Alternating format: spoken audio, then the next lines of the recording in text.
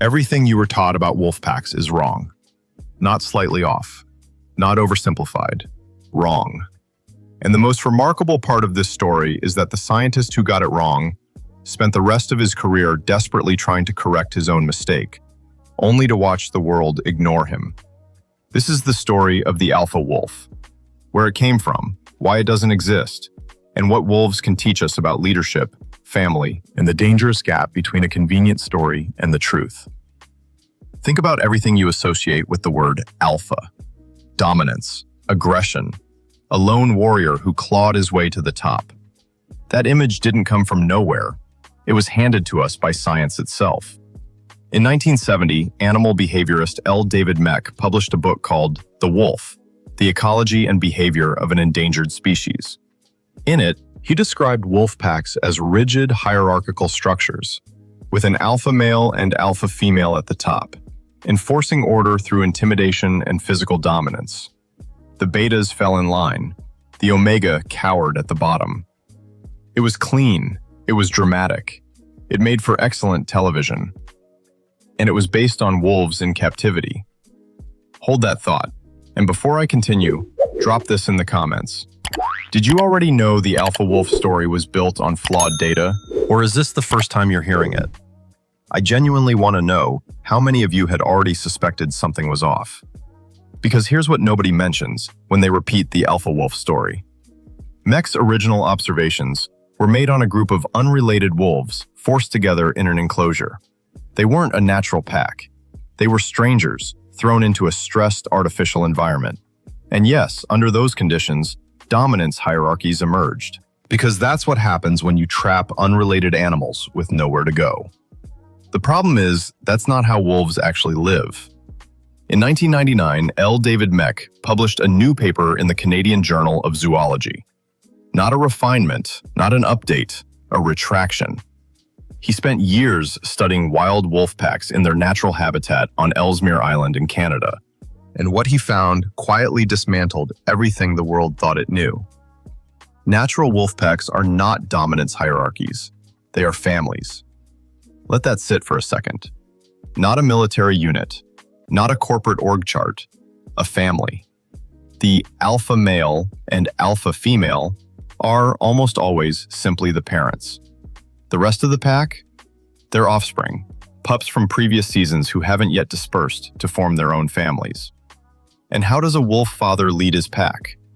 Not by snarling, not by pinning others into submission, by deciding where to hunt, by scouting terrain, by being the first to move when the family needs to travel. Mech described it himself. The behavior of a wolf pack leader looks far less like a tyrant and far more like a dad trying to keep his kids fed and safe. I find it genuinely extraordinary that we took the most social, cooperative land predator in North America, an animal that has evolved over millions of years of tight-knit family living, and decided the secret to its success was fear. We were projecting. We were telling a story about ourselves, not about wolves. And that story had consequences. The consequences were stranger than I expected. And one of them, I'd argue, reveals something uncomfortable about how humans use science. This is where it gets strange. Once the alpha myth locked itself into the cultural imagination, it became nearly impossible to dislodge. Mech himself has spoken about the frustration publicly. He tried to have his 1970 book taken out of print. Publishers refused. It was still selling. He wrote papers, gave interviews, begged journalists to stop using the word alpha. He even created an educational page on his own website titled Alpha Status, Dominance, and Division of Labor in Wolf Packs, a paper where he systematically dismantles the very concept he accidentally created. Largely, the world didn't care. Here's what the field actually shows. The alpha wolf myth didn't survive because it was true. It survived because it was useful. It gave people a framework, a permission structure, a way to justify competitive, aggressive behavior in human contexts under the banner of, it's just natural. If wolves do it, surely that's just how nature works. But nature is not interested in justifying our organizational structures. What field research consistently shows is something far more nuanced and, I'd argue, far more impressive. Wolf packs cooperate. They share food. They babysit pups. Older siblings from previous litters will delay their own dispersal, sometimes by years, to help raise younger siblings. Wolves have been observed bringing food to injured or elderly pack members who can no longer hunt. There's evidence of grief behavior when pack members die. Now ask yourself, does any of that sound like a structure built on fear and dominance? The dominant paradigm of the pack isn't who can suppress whom. It's who contributes to the survival of the family. If you find that more impressive than the original story, and I do, the subscribe button is right there. Our next investigation goes just as deep. So what happened to Mech's original wolves, the ones in captivity who actually did display those dominance hierarchies? Here's the final twist. They were displaying trauma responses. Wolves in unnatural groupings, strangers, confined spaces, no escape routes, do develop stress hierarchies. Aggression spikes. Posturing increases. The alpha behavior Mech originally described is real.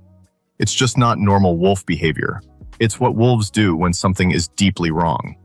Which means the most famous, most replicated, most culturally embedded idea about wolf social structure was a description of animals under distress.